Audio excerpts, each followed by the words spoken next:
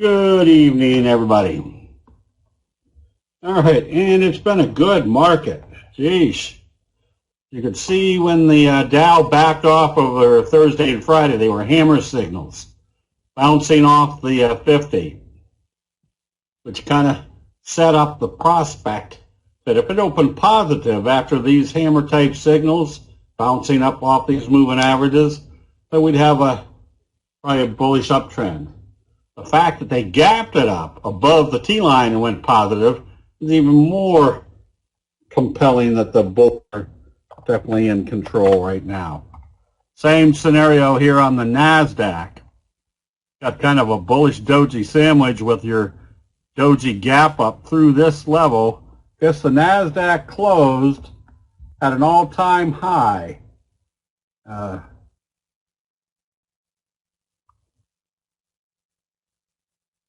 Today. So obviously good investor confidence in the markets. So while we're here, we'll take a gander real quick at crude oil, which as you can see is just pretty much absolutely flat, right at the $40, $41 area. And it's been staying there. Gold, slow uptrend. However, we've been pointing out the fact that you have long-legged doji, almost a shooting star, spinning top, just looking like it's starting to get a little bit dicey up here.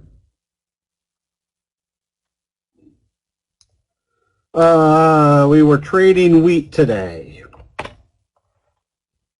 Wheat, as you can see, has been rolling over. And I just got whipsawed today on live cattle. Even though it's kind of doing a bobble breakout, it just wasn't a good trader.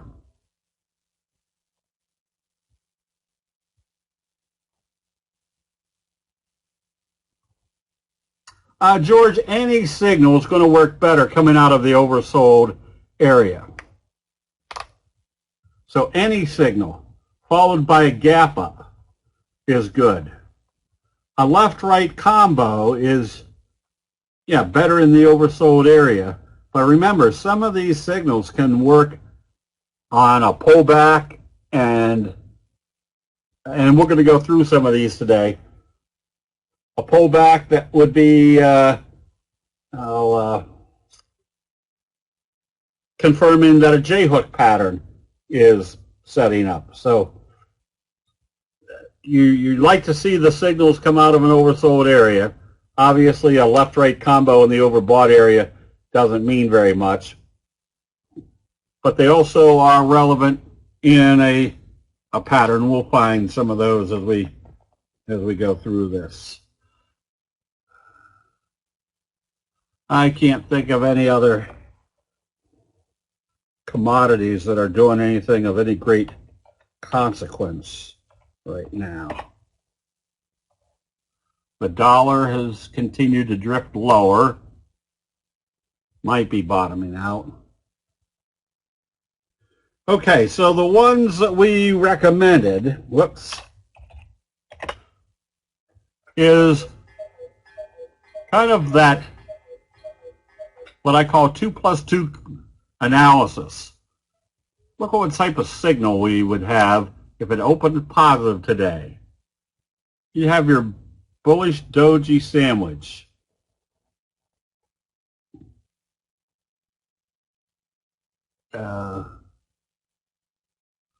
I'm not sure if I remember how to get natural gas over here, Bill. Natural gas. U-N-G-A-U.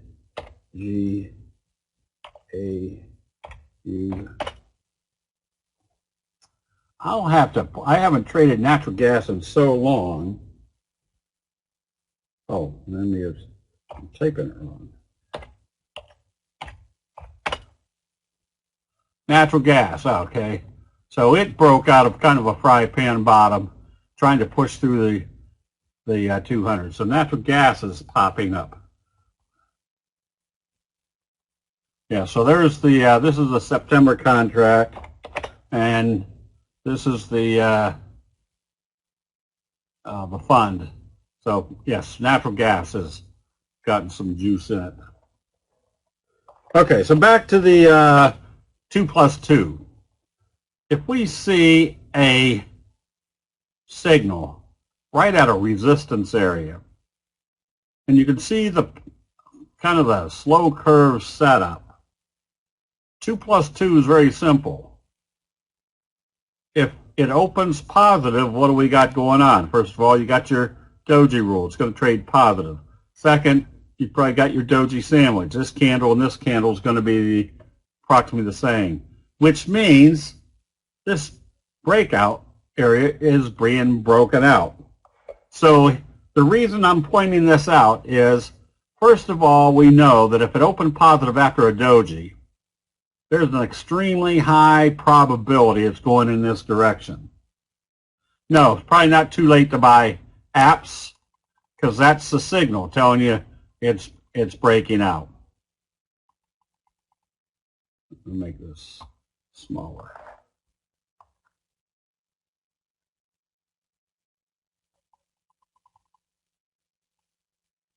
Which means probably have a wave 1, or maybe even a wave 1, wave 2, wave 3 could be pretty strong.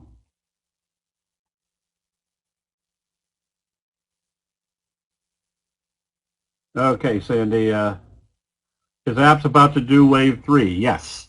So this is the whole reason you want to, there's your slow curve, there's your doji sandwich, there's your calculation, wave 1, wave 2, wave 3. All right, real quick on the indexes, Sandy, is that the Dow have two things going for it. One, we can see the hammer signals bouncing up off the 50, and then followed by a bullish confirmation. And notice the confirmation. What do we usually want to see after a reversal signal? Bullish trading. What makes real strong bullish trading? When they gap it up. So they not only gapped it up, they gapped it up through the T line. Now there's another element that we will be watching, which is it's looking like there's a wedge formation setting up here in the Dow. So if it breaks through this level, we have another potential move like this. So this is why I call these 2+2 analysis or convergence analysis, is because if we can see there's strong buying right in here, and it's confirming, and we can see a pattern that could be broken out, we just have that much more confidence or a head start that if things are still trading positive, things that are in patterns, and we'll get to some more wedge breakouts, but the NASDAQ closing up here, gapping up, doing a bullish doji sandwich with a gap up through the resistance level, and the resistance level was through the all-time high, which meant it closed today at an all-time high. There's also the prospect of wave 1, wave 2, now wave 3 being the same magnitude as wave 1. So real strong bullish implications right now that the resistance levels aren't acting as resistance, and the signals are showing that we're in a strong uptrend. So these are this is what's making these type of patterns work. We're going to get ready to buy ALT. Again, a bullish candle. Doji. If this opens positive, basically you've got a double doji sandwich. So with the Dow looking like it's coming out of a wedge, we know what the results are coming out of a wedge, whether it's to the upside or the downside. this compression usually blasts things either one way or the other. That was the reason we recommended CRTO today. It's because you can see the wedge. And the fact that they opened up positive pretty much took you through the top end, wherever you want to draw the line, but you can kind of see there was a compression going on. And the point of all this is the fact that when we get near the ultimate pinnacle, I guess, of this wedge, look what we had. A doji, a long-legged doji, bullish confirmation, a close above the 200, and basically right here at the resistance level that have traded positive, it was breaking out because of all this setup. Do you take into account earnings? No, that's already built into the markets. I mean, remember, we don't have to take into account anything. The markets and the prices of whatever we're looking at has already, everybody's made their decisions or making their decisions based upon the information we have out there.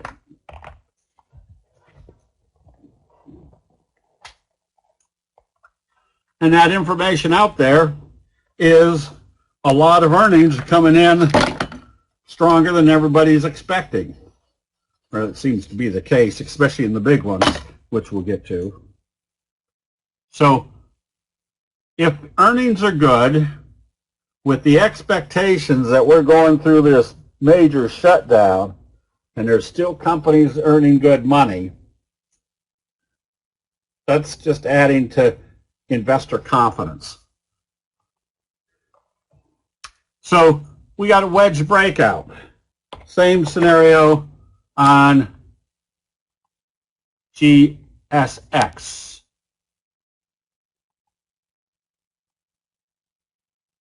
Kind of your wedge breakout. So where's your ultimate trade on something where you can identify a pattern breakout? As soon as it opens, you've got a pretty good probability that that's the direction investor sentiment is taking this price. So here's your accumulation. Darn, these things just don't disappear, do they? Here's the accumulation of knowing what makes a strong reversal.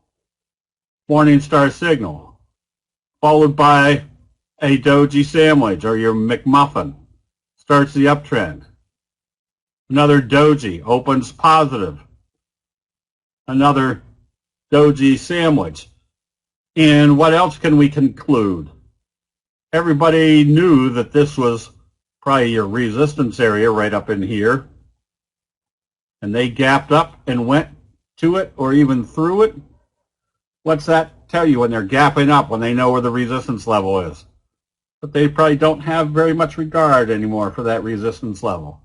It's likely to put you wave 1, wave 2, and then that gap up could be forcing you into wave 3.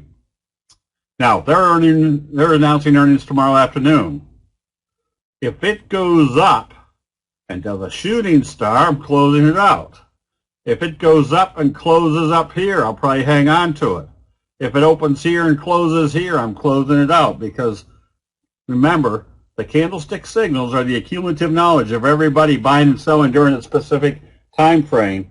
If they're selling off, going into earnings, probably the people that know what's going on are getting out. If they are buying going into earnings, it means people usually that are watching or following this company closely, are either buying or selling, knowing based upon their knowledge. All we're doing is identifying what the people in the know are doing. We're going through the ones that we own right now. Net, kind of a bullish flutter kicker right here. And notice the double bottom.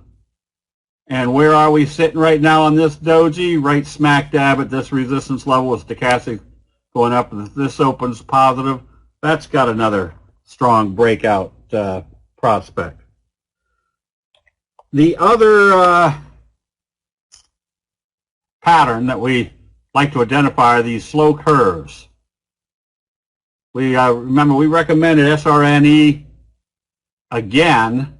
We'd already recommended it down here one time and took profits, but with it possibly breaking out, what would that tell us? I must have had too much beer or something, didn't I? Wave 1, wave 2, wave 3 should be the same magnitude as this. After hours, it was trading up here, so that means that breakout is still working. The slow curve, if I can find them,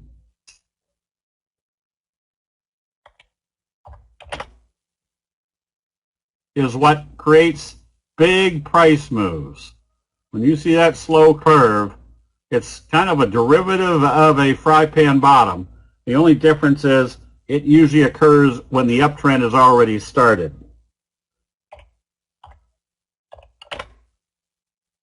That slow curve took this one through the roof. JMIA. Yep. Okay, so Overstock has just been a steady eddy. Very better than a steady eddy. Still holding this one.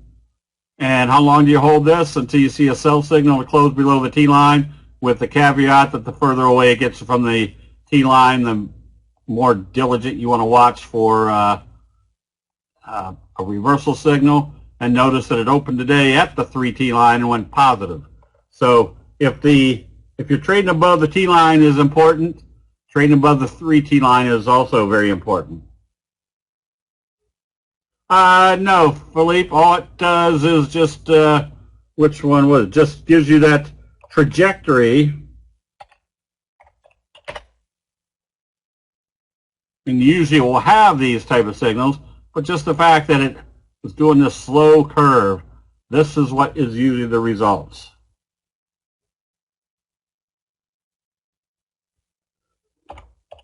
INU, there's your kind of your best friend breakout through the T-line. INO is probably now back in the saddle here. Notice you had kind of a little trend kicker, not a trend kicker signal, a kicker signal. And also the formation of a little wedge that broke to the upside. Are there any in development currently? Jake, I don't know. They're usually things that I don't have a scan for them. I usually am aware of them when they're setting up. Now this one, you could consider a slow curve, but I'd probably consider it more of a 45. What the heck is going on here? This is Ecom. So no, I don't have any that I know that are in development, or do I? Oh, not in development. Sienna, you stay long ever since it broke out with the gap up. This one right now is pretty heavily got good positioning of this because of the slow curve, and it's just now starting to break out after the profit taking out that first breakout day. CLAX, kind of that slow curve breakout. Now kind of a J-hook pattern. And some of our steady ones, PNR, just a, darn, I can't get rid of these. Just stay long as they stay above the T-line. Toll Brothers. Just stay long as it stays above the T-line. What else do we have? Rollins. Rollins did a gap up doji. right now we've set our stop at yesterday or the previous day's close, because logic says if it comes down through there, it's going to create an evening star signal. We want to close it out. Blink, we're watching, because Blink's had this fry pan bottom breakout, a big shooting star spinning top, indecisive pullback, indecisive pullback. If this starts trading positive, then you've got this type of action going on. Let's see. We're short Zixi, because it's never come back up above the T-line. And the biggies, real quick, Netflix. That's your doji sandwich off the 34 up through the T-line. So this is why this is a very high probability trade setup.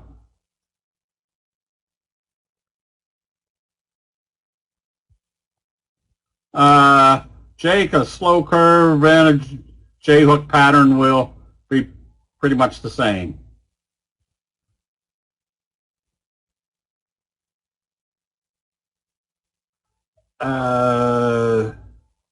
I'll have to go back and define that a little bit.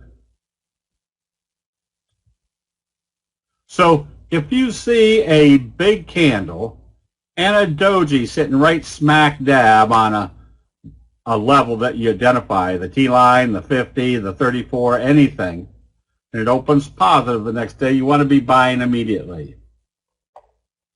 Because that tells you that resistance level is not going to act as resistance anymore.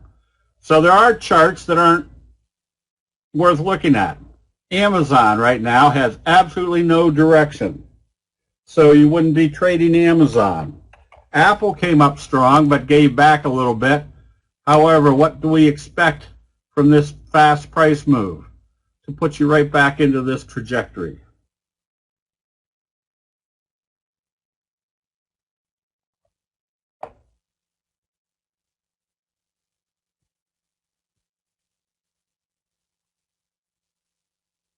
I'm reading what has a doji today, but in the overbought area and over the 3T line.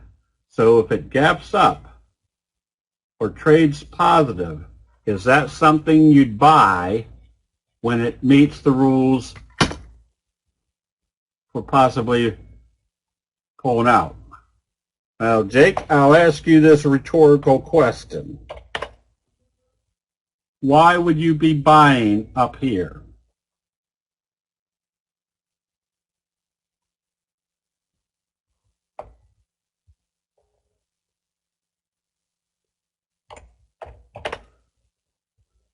UPS, probably in a 45 degree. I must have skipped one. Nvidia did your doji sandwich.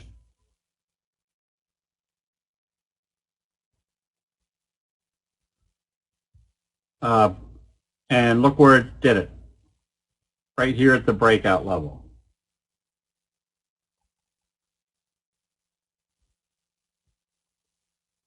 Okay, so which one were we looking at? Rollins.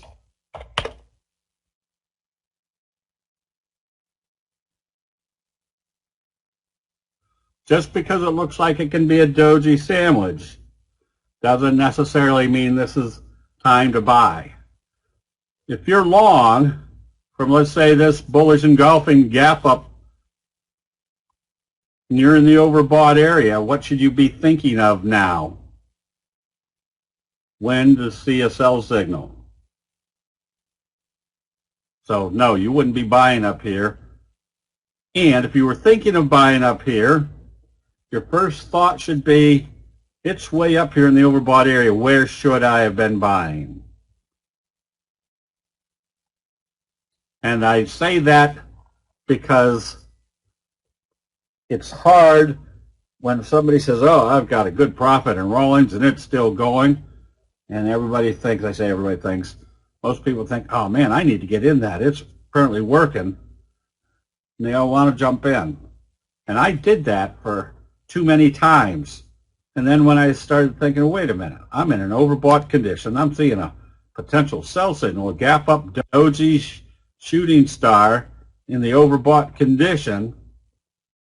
I shouldn't be thinking about buying here. That gap up told me I should be thinking of taking profits. But it's had a good run. Where should I have been buying? That's what gets me more educated mentally, or mentally prepared to be looking for these type of situations. That's right. Buy low and sell high. Doesn't matter which order you do it in. Okay, so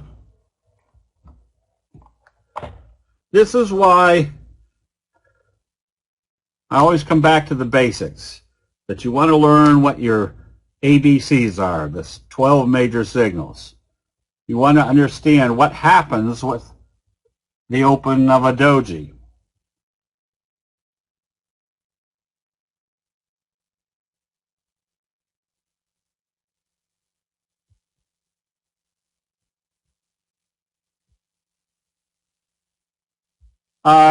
Jane, oh, I'm sorry.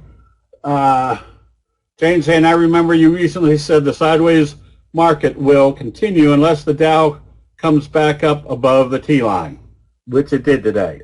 My question is how indices are related to each other. It is needed to monitor the S&P as well. Yes, not so much monitor. But here's the analysis of the markets. Now you can see this was a buy signal. It's in a sideways wedge, hopefully breaking out to the upside. Here's the visual analysis of the NASDAQ. It's a slow, steady uptrend. And here's the analysis of the S&P 500. It's staying above the T-line, trading up. Now that took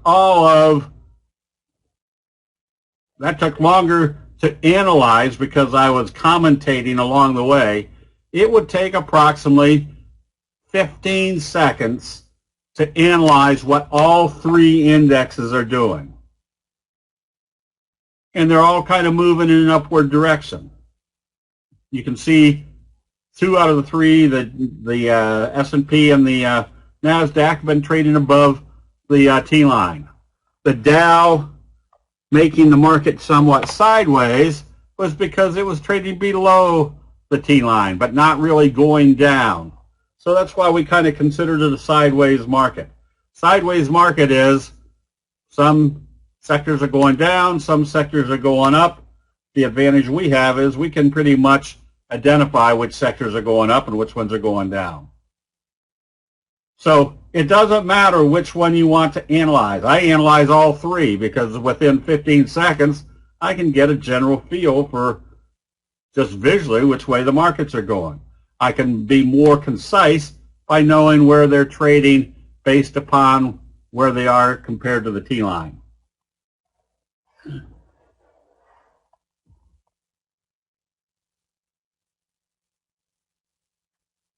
Let's see. What am I missing here? So anyways, Jane, you don't have to follow one index. We can analyze all three indexes in a matter of 15 seconds. And that's where the knowing what the signals are, what your stochastics are doing, and what the T-lines, where you are in relation to the T-line. And that is not an analysis, an analysis, an analysis. That's one instant analysis visually.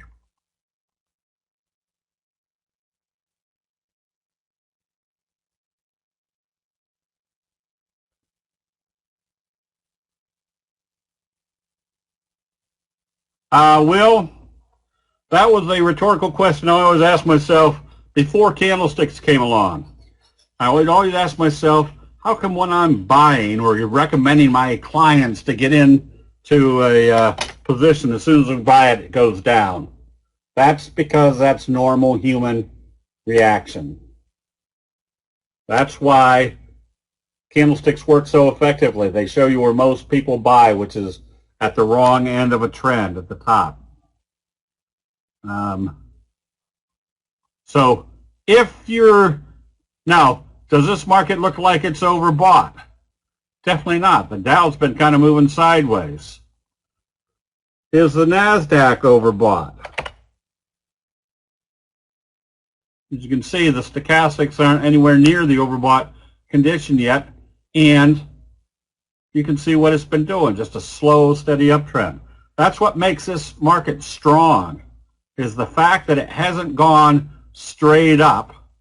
It's gone up, consolidated, gone up, consolidated, up, consolidated.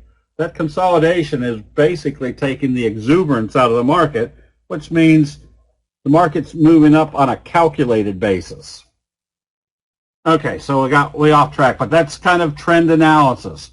So with that, in a nutshell, which way do we think the market is probably moving? Probably moving in an uptrend. If that's the case, what do we want to be looking for? We want to be looking for the patterns or signals that tell us that if they confirm, they're probably not going to be restricted by a strong movement or downward pressure of sellers in the market. Oops, I didn't scroll down fast enough. What are the parameters for stochastic? Stock charts has 3 types of stochastic. Slow. Remember, we're not buying stochastics. We're just kind of telling us where are we in relation to the trend.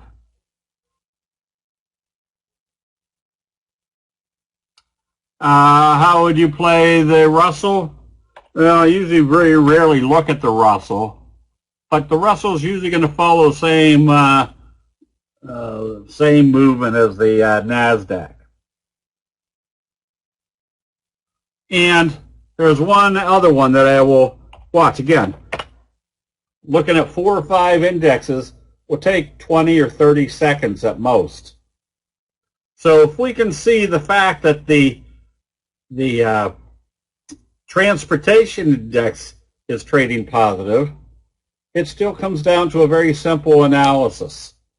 If you've got the transportation index trading up and the S&P trading flat and the NASDAQ trading down and the Dow trading up, what do you think's happening with investor sentiment? Nothing.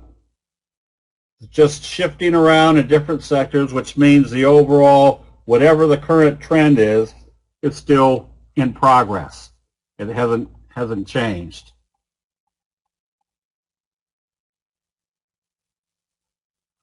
Okay, so where was I? Look at even kind of the doji sandwich on the transportation. So when you see this type of setup, and you see that bullish candle and a doji, that makes for a very simple analysis. If it opens positive, what's our doji rule? It's going to trade positive. If it trades positive, what's the doji sandwich rule or implication? That the same magnitude candle in this candle will be the same as this. And what's that do to your resistance level?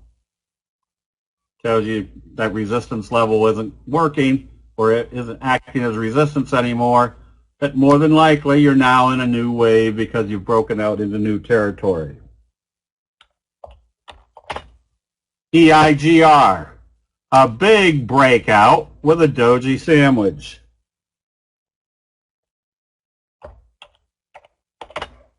And MAXR, fry pan bottom, doji sandwich, and where are you sitting? Right here. What do we expect after a doji sandwich? Just simple doji sandwich rule. There's usually going to be more follow through.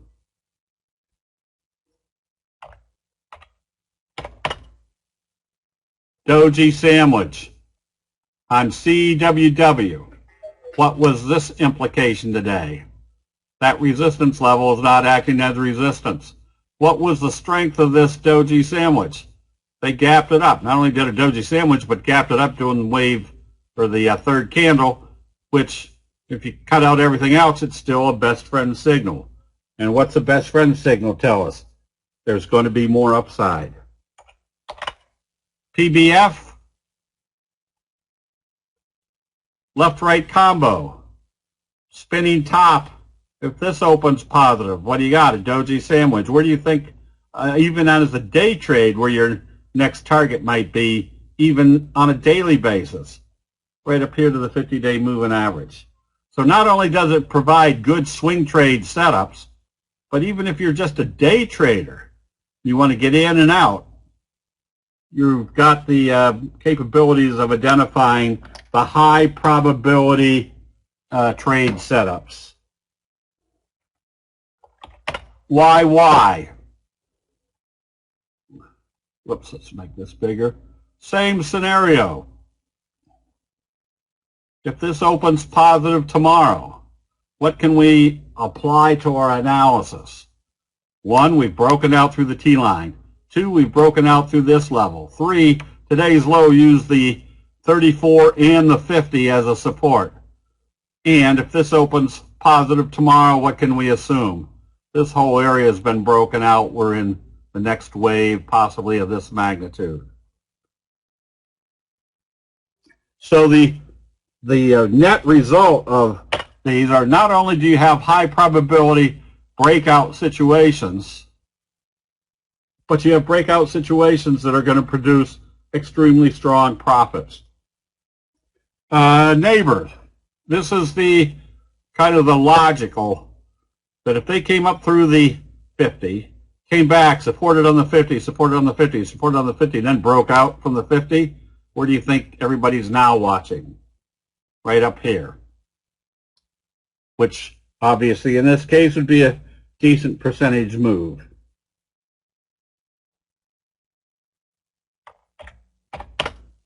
So not only do you want to know your signals, but you want to know your patterns. Look at your kind of your best friend breakout.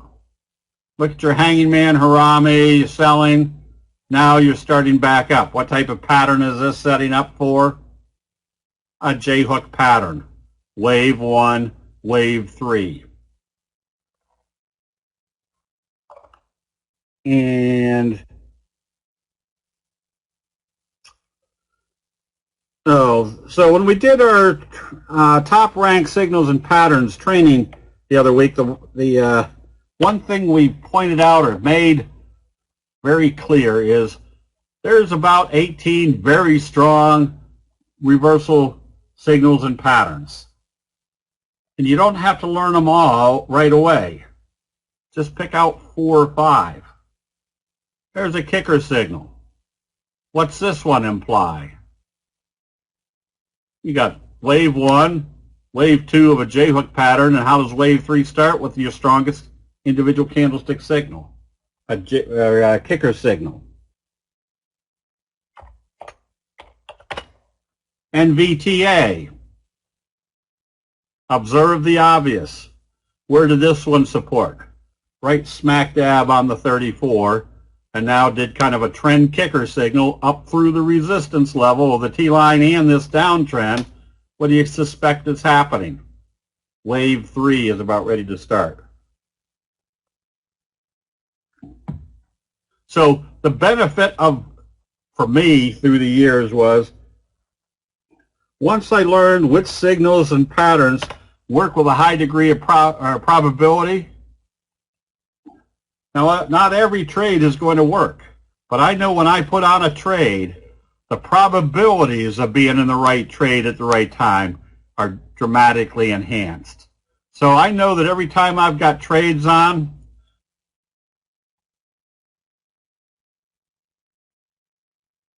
kind of a wedge breakout with, that's because I'm colorblind.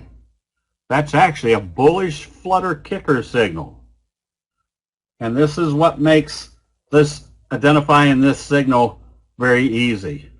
Anytime you see a down candle, the next day they gap it up, even if they didn't take it positive, making a kicker signal, if they do a flutter, that doji, now you've got a very simple trade setup. If it opens positive, what's the doji rule? It's going in this direction. And if you pull out that little flutter, you've got a kicker signal, which is your strongest individual signal. If apps and NBR, etc., open lower tomorrow, would you close it out immediately or stay? No. Why would you, I got a rhetorical question, why would you close out a strong buy signal just because it opened lower one day? Look at your trend here. Did you have any days that it opened lower and traded lower? Yes. Not every single day is going to be an up day, but what can we assume about this trend? No matter what each day does, we're probably in an uptrend. So, is there a place that I'd get out? Yeah, if it opened here and then started trading all the way back below this open of today, yeah, something's wrong there. Close it out. Stop loss training is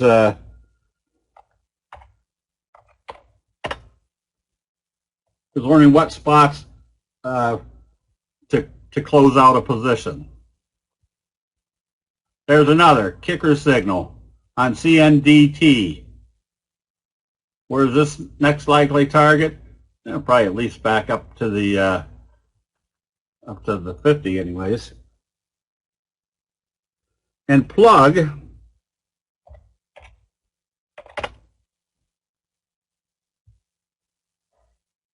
another kicker type signal with a hammer breaking this downtrend, closing above the T-line. What can we assume from this one? Wave 1, wave 2, going into wave 3. Now, once the trend starts, I mean, if that's our signal, now our other analysis goes into effect. How long do we stay until we see a sell signal and a close below the T-line? Or we get too far away from the T-line. And so here's a very simple exit strategy. If you're in an uptrend and you're in the overbought condition, and the next day they gap it down below the previous day's open, close it immediately. It's telling you somebody, not telling you, it's telling you that the bears are really coming in. How do you calculate your stop when buying after a kicker signal? See it come back down through the open of that kicker signal. Now, probabilities are that it won't. But remember that word probabilities. That doesn't say guarantee it won't. Probabilities are it won't, but when it does, you close it out. That tells you it didn't work. Which one was that?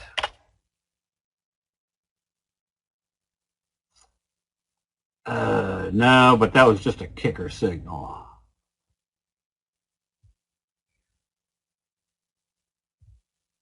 Oh, I get rid of that. Remove trend. Remove trend.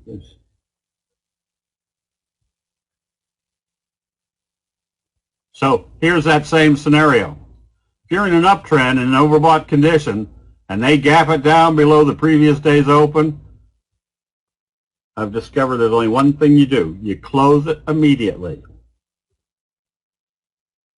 People say, well, what if it opens here and starts right back up again? Or it trades down and comes back up again? Yeah, it could happen. But the probabilities are if they're gapping it down in the oversold, overbought condition below the previous day's open, you don't want to be there.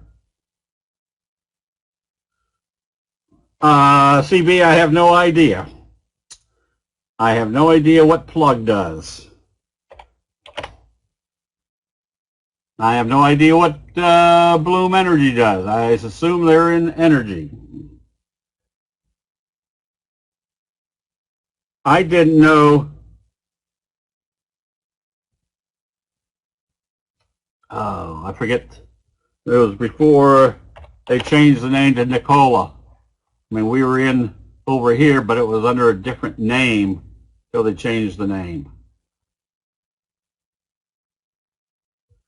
Here's one that I mentioned right on the close today, was Riot. Again, the kind of in the Bitcoin area.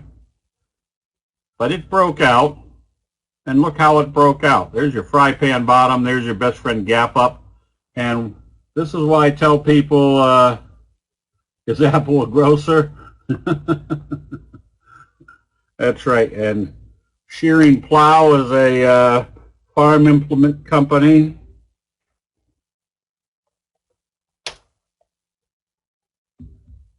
Slumburger makes is a discount burger chain.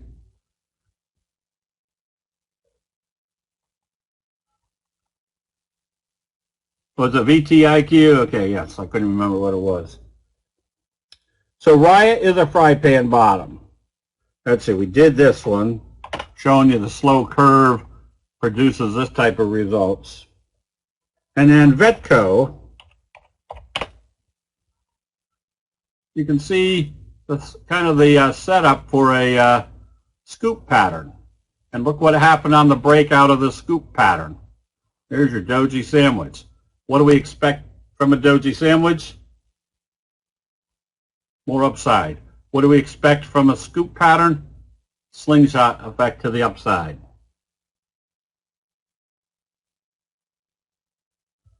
That could be, but we'll find out. I guess they announce earnings tomorrow afternoon. So somebody was buying today. And there was a bunch of J-hooks. I just didn't have time to write them all down. There's your J-hook pattern. Now, somebody said, does it have indecisive or dojis on the way back? Not necessarily, but you can see which way it's going. You can see the little inverted hammer, and you can see the trajectory basically held onto the T-line. Do you use two different stochastics? No, these are 1233. One's K and one's D. And don't ask me what they mean, and I don't really care what they mean. All I'm looking for from the simplistic analysis of the Japanese rice traders, you're basically looking for buy signals in the oversold area. A buy signal in the overbought area doesn't mean anything. And a sell signal in the oversold area doesn't mean very much. You're looking for the sell signal in the overbought area. So a lot of people say, well, should you buy stochastics as they're coming up out of the oversold area or when the two cross? No, all you're looking at is where is it occurring, because this is the primary concern. What is the signal and where is it occurring? If you don't make it any more difficult than that, you'll make tons of money just by keeping it as simple as possible. STKL. This was your best friend gap up. Make it more pronounced. This is what we're looking for. That's what we saw in NKLA.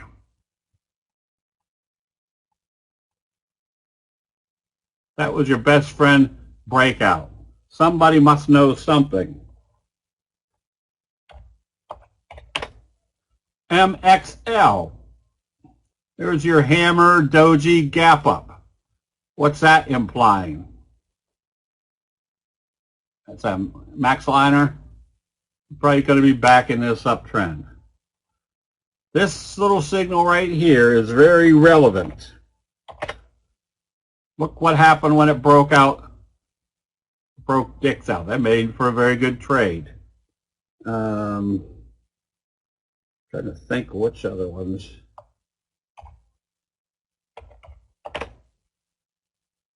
Matt, I thought I could get one. I didn't. So if this is the implication that when you see a breakout with your best friend signal, What's that tell you about this little resistance level? It's not there anymore.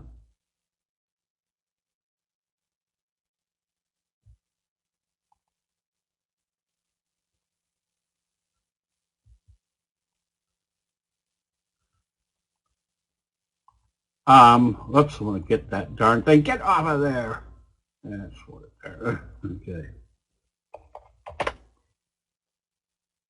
So look what's happened here.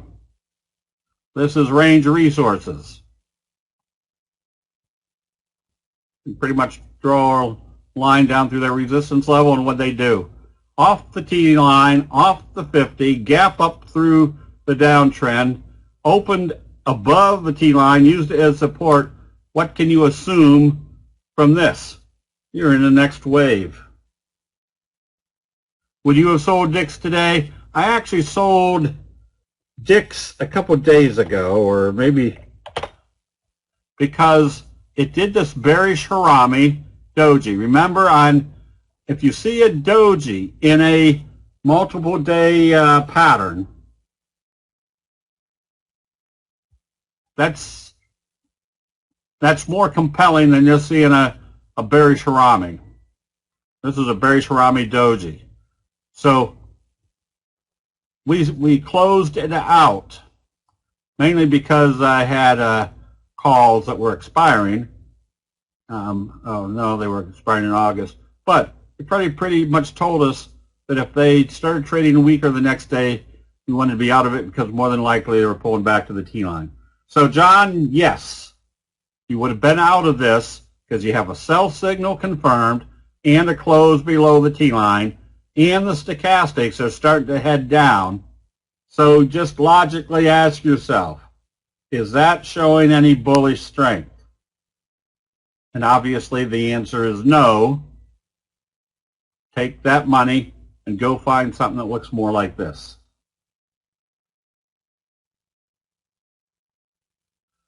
Did it have a dumpling top that failed? Yeah, but it didn't. Yeah, it didn't get down through what it would be considered the failure point.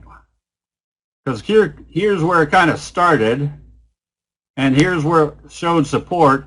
Now, had it moved down from here, yeah, that was telling you were starting to see the sellers take control. So remember, a dumpling top, just like a fry pan bottom, has to have that confirmation. If you see a fry pan bottom and it comes up and fails at that level, you close it out. So let's see, did I scroll backwards? Yes, John, I would have definitely closed it out, because here's something we're going to be doing on a training here soon on the implication that it's time to sell, even though you don't have a close below the T-line. What are your probabilities telling you? With a bearish doji Harami and you start to see weakness, you're in the overbought area, is this a good place to continue to hold, or are you better off taking your profits and going and finding another situation like this?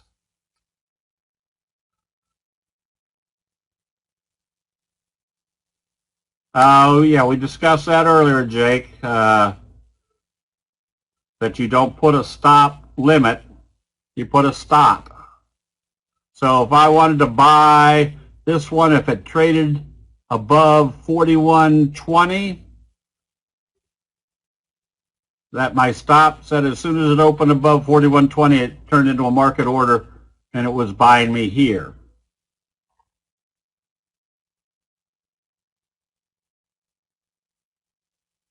John, yes. So take a look at your probabilities. The probabilities are starting to go against you. So here's the reason why I want people to learn how to do their own scans. Supply and demand.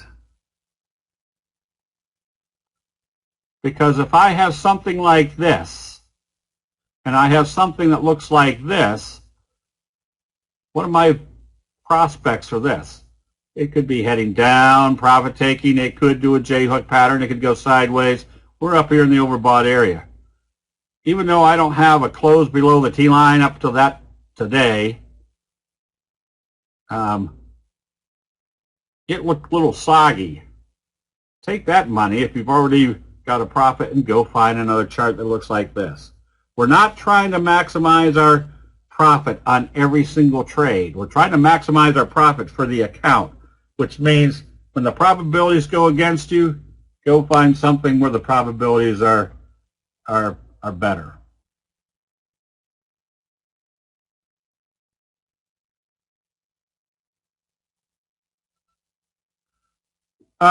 Jake, you can also do, which one did you can also do a stop with a limit of, instead of it being the price, the one set price, you can say I want to stop on any buying above 50, but with a limit up to 51.20. So if it pops up to 54, you're not in it. But if it popped up to 50 and $50.65, doing the right thing, you're in it.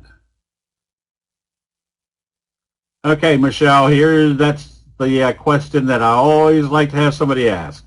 When you have so many good tickers with good signals, as you were showing us, how do you pick and choose which to trade tomorrow? First of all, apparently you didn't go to the top ranked signals and patterns training we had, when was it? 2 Saturdays ago. We showed the best top ranked signals and patterns, 18 of them, and kind of quantified them. Didn't mean that the top one was the greatest and the bottom it wasn't good. It was that they were all good. We're just kind of ranking them. And because there's 18, that's a lot of stuff to remember, and it could provide 46 good trades for tomorrow. But you don't need 46. You only need 1 or 2 at most. So I tell people, out of the 18, you learn 4 or 5. And not learn them, you become an expert at them. You know exactly when to buy, when to sell, what it's doing, so that you understand that signal or pattern from top to bottom. That puts you in a position where you don't even have to listen to anybody anymore. Either me or somebody that you might be following or what they're saying on TV. You can take a look at the chart and analyze what's exactly going on. And if you learn 4 or 5, you'll always have more trades than you'll ever be able to handle. Which means each night you'll have the opportunity to cultivate down the absolute best ones by what you know about each one of those signals and patterns. Why was that a bearish doji harami? Did you take Friday to make it? Did it take Friday to make? Well, it was a bearish harami right here. Remember, it opened and closed inside the previous day, so that's a bearish harami occurring in the overbought condition. I can't remember.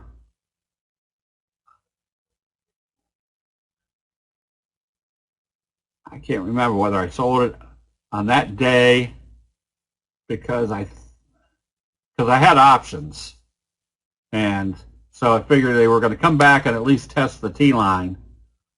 That was going to eat up some more of my time. The left-right combo was number 2, Michelle. The best friend signal was number 1. Then up there near the top, you had the kicker signal, and then you had the slow curve, the fry pan bottom breakout. I can't remember what order we had them in.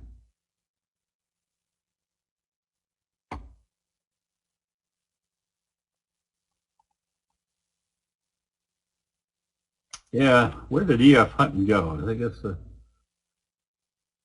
Okay, let's see. I'm just sitting here lollygagging. Where are we? What did we just do? That was Dick's. I can't remember what we did before that.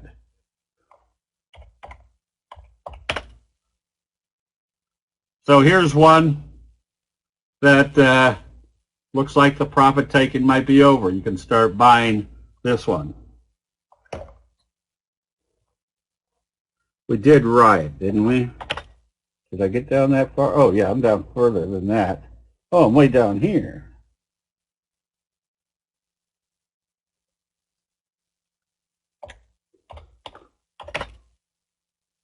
Alta. Now there's your dumpling top. Stochastic still heading down. So when you look at this chart instantly, what should you be recognizing right away? A dumpling top. Kind of failed at the same level it failed before. This time it's failing right here at the 34. It's trading below the T line. It did almost kind of a bearish flutter kicker. Still heading down. Is this time to short? Is there any restrictions from shorting on a lower open? Yeah, the fact that there's a support level right about there. So if I'm looking at this, I'm saying, all right, I'm getting ready to short, but I'd sure feel a lot more confident if they broke this level, because now I can assume on wave 2 going into wave 3. I don't want to see it support in here because that's telling me this is a support level. Oh, I got to jump over here real quick. So this is kind of the same assumption where when we shorted wheat, it failed up here, did a shooting star, then gapped down today below the T line with stochastics heading down. What are my probabilities? It's heading in this direction. Is a dumpling top same as making? No. A dumpling top is a, oh, what were we just looking at? A dumpling top is like a fry pan bottom. It's just a real rounded top.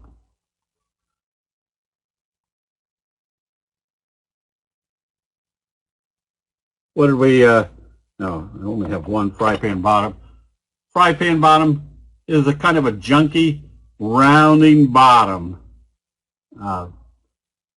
So that's different than a trend that is hitting lower highs, lower lows, lower highs. That's just a downtrending stock. Okay. A lot of people are going to be asking about Codex. Codex, you can see, is a big fry pan bottom. Humbug, son of a gun. Big fry pan bottom, and what did it do over here? It broke out. So what's the implication? What do we expect coming out of a fry pan bottom? A strong price move. What usually starts that fry pan bottom? A strong price move. So simple logic. People will say, well, we want to buy when things are in the oversold area. You buy the signals in the oversold area. The patterns will usually break out when you're up in the overbought area.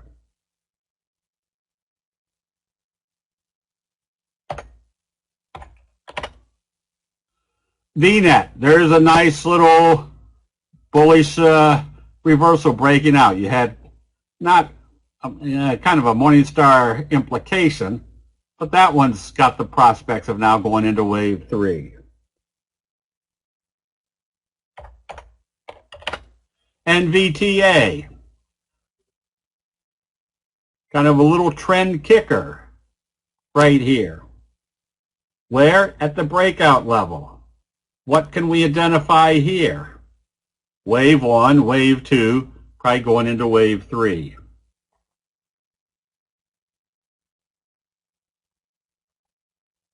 CB, I wouldn't even look at a longer term chart. I'm only concerned with what is it doing. What is it doing right now? It may be 4 days to the upside. That might be the limit of my trade. Here's the S&P forming a wedge. Not really kind of a wedge, but I'd look at it more as kind of a J-hook type pattern that is right here. Well, even right here. Kind of at a breakout level. So You could consider it a wedge. I'd still consider it a J-hook pattern.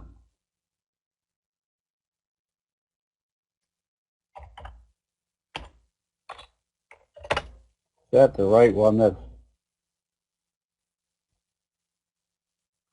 There's kind of your hammer kicker signal, scoop type pattern. I think that's the right one. Who wrote this stuff? Terrible handwriting.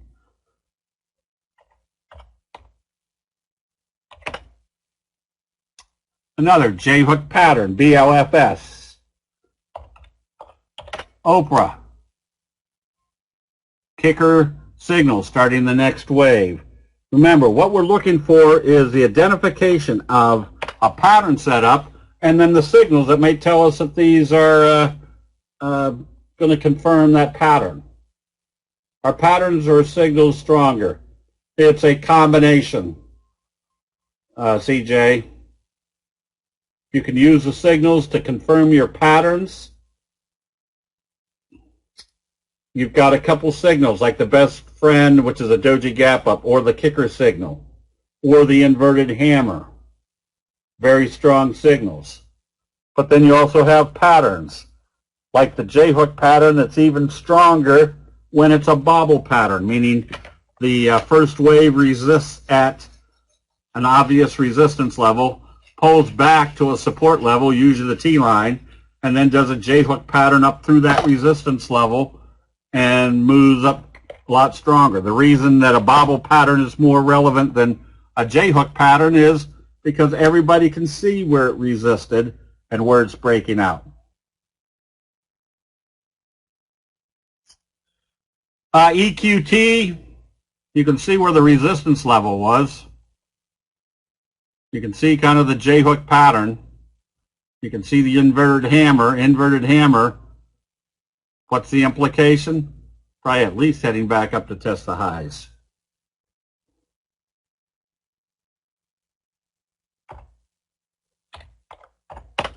And NPTN, another kind of crummy fry pan bottom, but it broke out through this level, so probably more upside.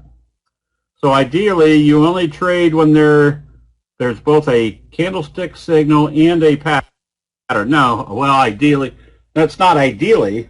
It's the 2+2 analysis. That if I can see a pattern setting up, and it's going to be confirmed by my signal confirmation, which is confirming my pattern, wave 1, wave 2, wave 3, that's together. And then when you can add other things, yes.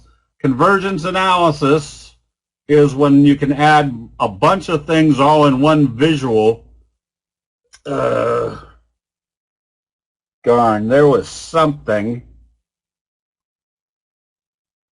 I don't know why I didn't write it down.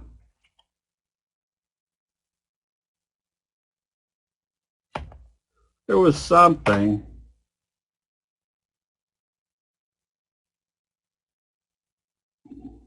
That did a left-right combo. It opened right on the 50, closed above the T-line, broke out through a downtrend, closed above the T-line. So there was about 5 things that told you that was a reversal. So the more things you can, and it's not like you had to analyze each one, it's visually right there in front of you instantly. Oh, KL. Why was I putting KL on here? What's the, oh, slow curve. There's kind of your slow curve J-hook pattern.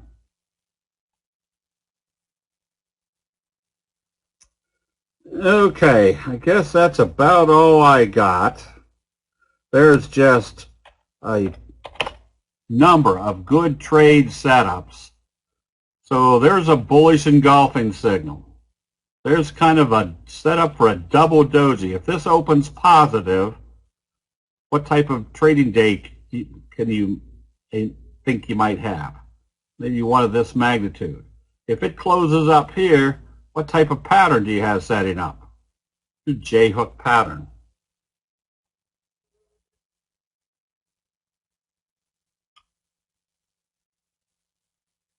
Oh, I thought I had, okay.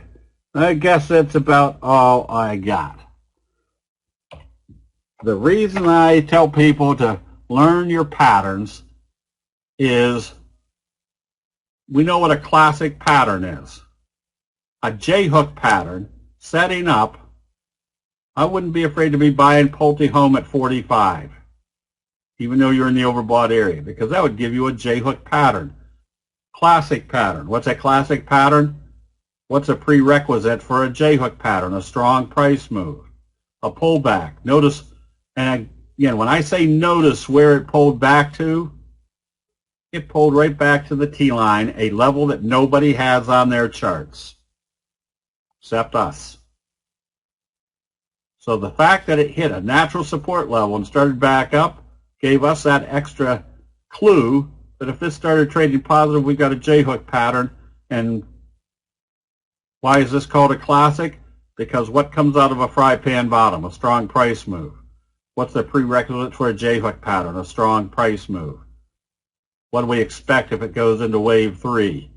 Well, this one was approximately 33 to 43, 10 points. That takes you up into the $53, $54 area. So we can pretty much calculate which next moves based upon a confirmed breakout is going to give us the best prospects. There's a ton of stocks out there that are moving up nice and slowly during this uptrend.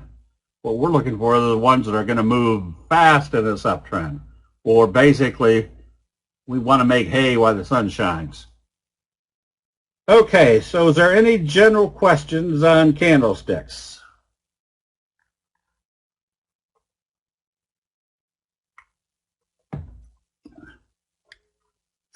If not, Jim, go ahead and do the double line. And in 3.6 seconds, do the next double line.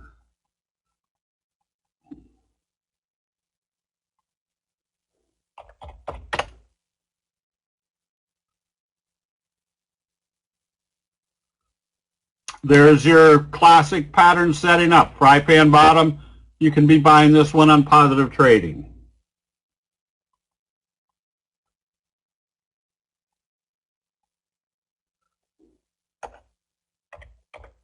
VSTM. Nothing wildly exciting on this one. Even though you've got a buy signal here, you need to see something more forceful telling you the bulls are taking control.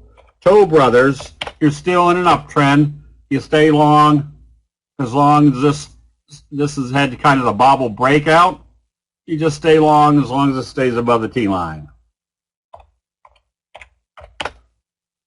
OCUL, that's a good-looking chart. Observe the obvious. You've got kind of a wedge formation, but you've hit the bottom support right here on the 50. It's not a great reversal, but it's an implication that your next target is probably right up here. EA, this one you get ready to buy on positive trading, telling you they're breaking out through this level. Navistar, what happened here? Another one that if it opens positive, you've got a doji sandwich breakout. Now, remember, the doji gives you a lot of information. The price is going to move in the direction of how they open after a doji. If it opened lower, you're probably coming back to test the T-line, telling you they're still having a hard time getting through this level.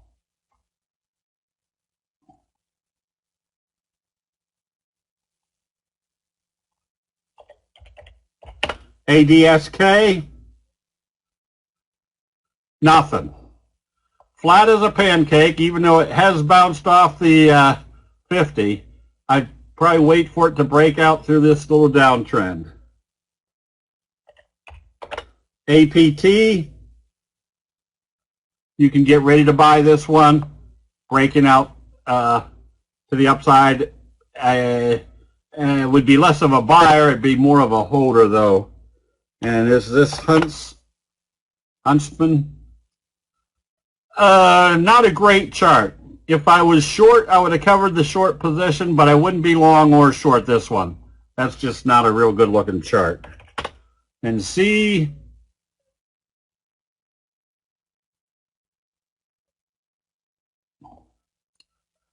morning star signal that bounced off the 34. Another one that if you'd been short, you would have covered on positive trading today. Now you've got the morning star signal. You can buy this one if it starts trading positive tomorrow. EDSA, here's that perfect example that if they gap up huge, use your 10-minute chart. Right now, that'd be a toughie. What usually happens after a big spike is they go flat for a while. So I'd be a little bit careful on this one. I'd probably go someplace else. And this one, kind of a flat fry pan bottom. You can buy this one if you like. If I was buying on positive trading tomorrow, I wouldn't want to see it close back below the halfway point of today's candle. That would tell me the bears are still in control. Here's a slow curve off the 50, hammer, bullish confirmation, stay long. Labu, I wouldn't be short, but I wouldn't be long just yet. These aren't signals, they're just up days in a downtrend, but at least it tells you that your the biotechs are working. Whoops. IDEX, that one you can buy on positive trading. Just make sure your volume is good on that size of price stock. Boeing, I wouldn't be long or short. That's just a sideways stock. CVS, another one. I wouldn't be in this one long or short. That's going nowhere. And TMHC, it's one of the housing stocks that you don't want to be in right now. Wouldn't be long or short. This one had good prospects, but now it's dead. So if this doesn't open positive and trade positive tomorrow, close it out.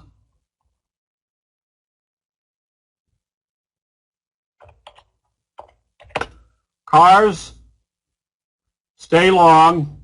You're fighting through the 200, but notice how you're getting there. There's your fry pan bottom breakout. Stay long until you see a confirmed sell signal.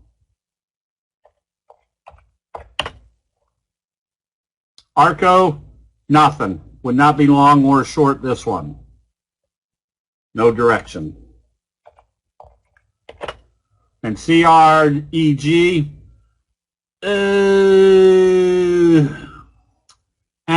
you can be buying this one. You got a left-right combo followed by a doji sandwich type setup. You can buy this one on strength. Just make sure it can get through this level. Whoops, that's not what we wanted. They are. That's a fry pan bottom breakout with a little kind of trend kicker. Stay long.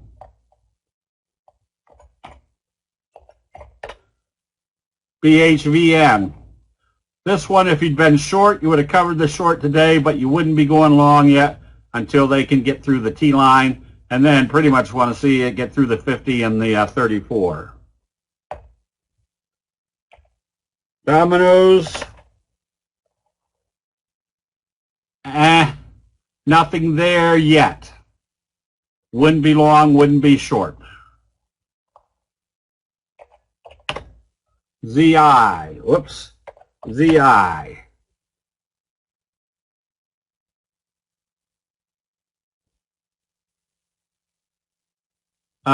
This one you could buy with the breakout. Just realize it isn't a real dynamic chart, but it's probably heading in the right direction. And just because you did dominoes before that, for those of you that play Scrabble, ZA is a short word for pizza. Used it many times. There's a J-hook pattern. This one you buy on positive trading tomorrow. Again, the classic fry pan bottom, J hook.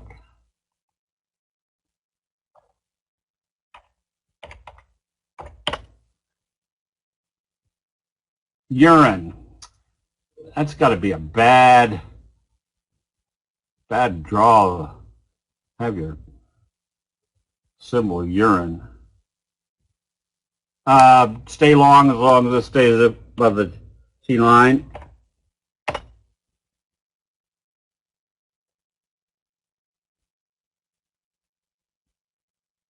Nothing here. I'd be someplace else. That's AZN. Crocs, nothing here either. I'd be someplace else. And the reason I'd be someplace else is there's really no direction. When you see something that has no direction, there's every single day, there's going to be dozens of very good charts. If you've got one that's not going anywhere, right now we'd be out of Red Robin. Remember how long you keep a fry pan bottom? As long as you don't see a sell signal and a close below the T line. That one closed below the T line today. But anytime one of my positions looks like it's flat, what's our biggest, I'll say what's my biggest phobia? Is that the right word? I'm just afraid that if I sold it and moved on to something better, as soon as I sold it, it would take off without me. But I've gotten over that phobia because now I know if I've got something that's not acting well, not acting well, just absolutely sideways, that if I close something out, at least I know I have the probabilities that even if it took off without me, probably the one I put money into is also going to be moving in the right direction. And more than likely, it's not going to take off without me, because that's what the chart's saying, that the one I moved money into has probably got a lot better prospects of moving in the right direction. Electronic Arts, you just stay long. Again, you want to buy this if it breaks out tomorrow. P. Patel, didn't we do...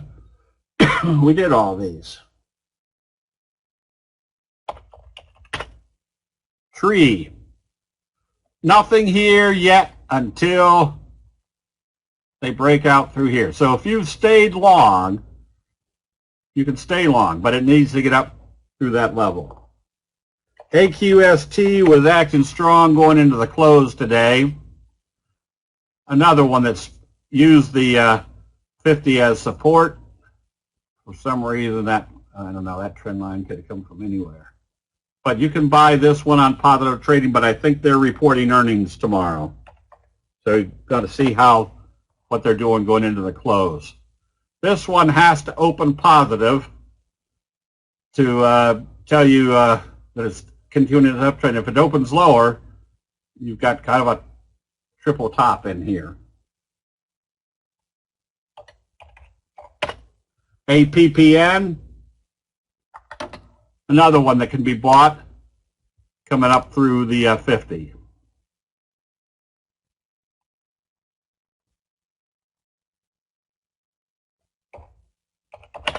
And BXC, stay long.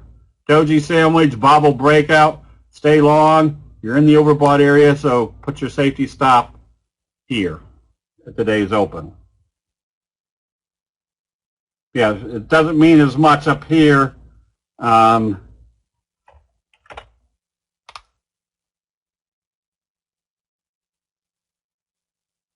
you stay long. That's a BE. I wouldn't be short anymore if I was short, but I wouldn't be going long until it gets up above the T line. Tech. If you're short, stay short. IBM.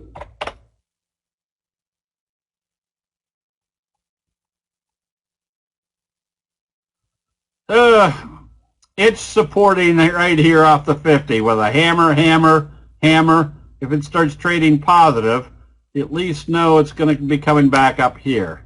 Now, I don't know how much influence the IBM has on the Dow anymore. It used to be that the market would move in the direction that IBM was moving. But that was when it was kind of in the limelight. It's not there anymore.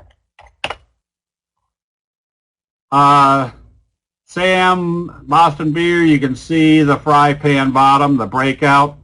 The pullback right now is very indecisive. Now they're starting to head back up. So you could be a buyer of this one on positive trading. We did Labu.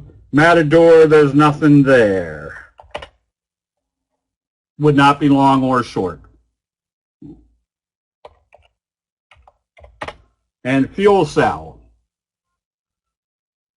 This one, if you were, yeah, you wouldn't have been short. You can get ready to buy this one. Not a real clean reversal, but it's bottoming right here. You can buy it, but then you just have to be a little bit more diligent when it hits the first resistance level.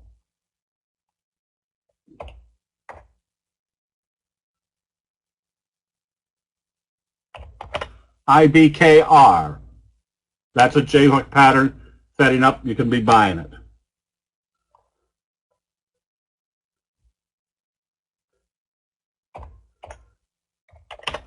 Nvidia. Your doji sandwich, breakout into new territory. You stay long on this one. I would suspect they're coming back up at least into this trajectory.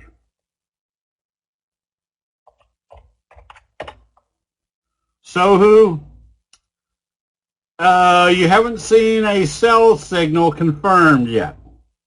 If I was long, I'd have a safety stop just below today's low. If it comes down through there, yes, the selling has started. If you're a little bit nervous and you still don't see a sell or haven't seen a sell signal, maybe take off half the position up here if you've got a good profit.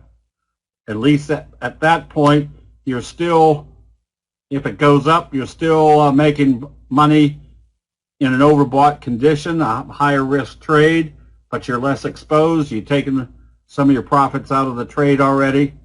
And then if it opens here and you take profits and then you close the other half here, at least you can say, I got out of most of this position. That's at least what I tell myself.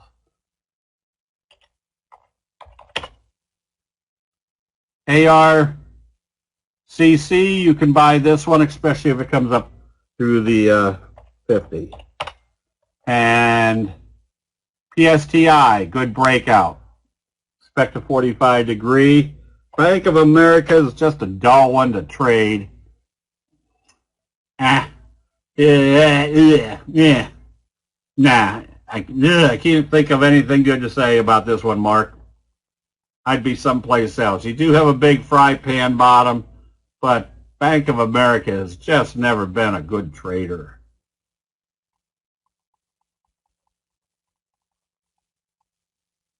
It's still in this sideways mode. We did tech. Disney, also sideways. You can see it's in a wedge, so I wouldn't be long or short. Tyson Foods. This one you can get ready to buy. Not very exciting, but right now it's heading in the right direction. So you can buy this one, but I wouldn't buy it until it breaks out through the day's high.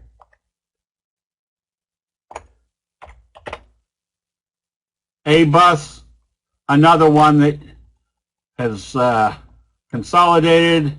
Now usually what you'll see is it goes flat for a while until you see a strong buy signal again. And Lennar, just stay long.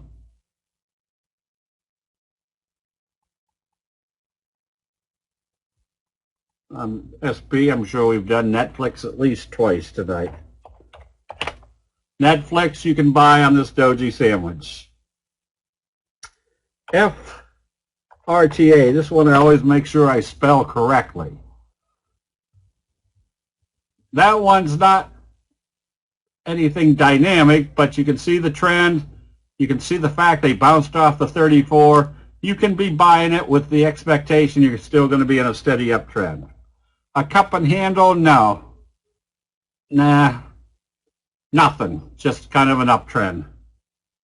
Silver, oh. This silver is, again, there's your classic fry pan bottom J-hook, but it's getting indecisive up here. What am I looking for? Is this the August contract? Yeah, still acting well, holding up. And TLSA, not that one got slammed. Yeah,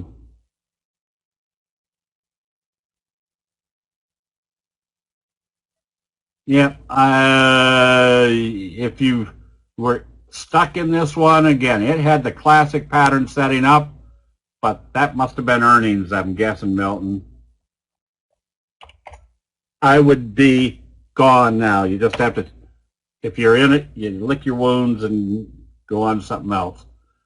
This one, you can be buying if it comes back up through today's high.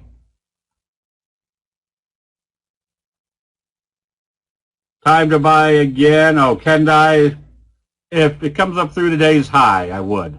That would tell you the consolidation's over.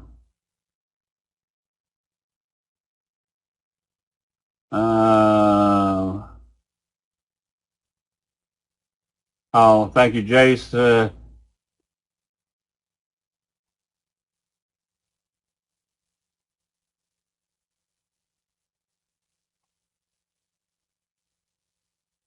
All right, good. I'm here because when I was learning to invest, which was quite a few years, before Candlesticks came along, I was constantly looking for something that would work effectively.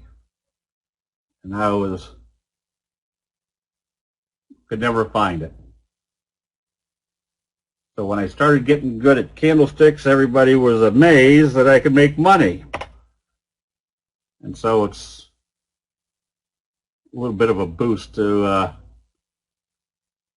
show people how to interpret what probability setups are. IBIO, same scenario. Once they have a big move like this, they go flat. So I wouldn't be long or short. Yes, Nikola is a best friend. They report earnings tomorrow, so just see what it does going into the close tomorrow. Oh, and I thought AMRS we did. Another one that's not real exciting, not until they break out of the wedge.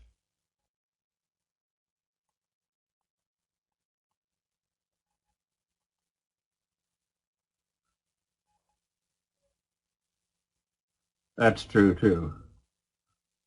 But if I pick out something, not that everybody knows I have great jokes. XB or XLB. Right now, if you're short, you stay short.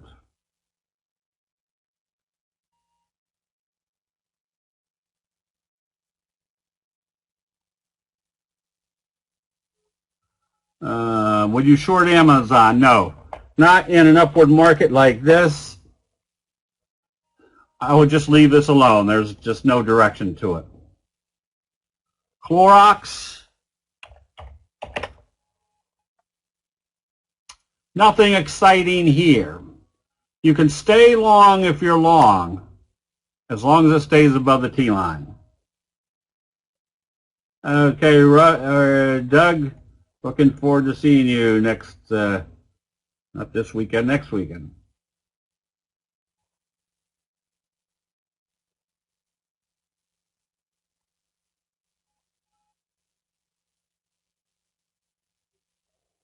Let's see, is that a signal?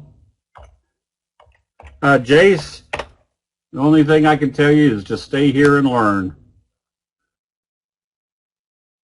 This one, yeah, there's nothing there. Look where it was trying to break out. Right here at this level. And you're starting to see sell signals. If it opens lower tomorrow and I was long, I'd close it out. Can always buy it back when it comes back up here. Billy was acting well today. That one broke out. Okay, I think we got him.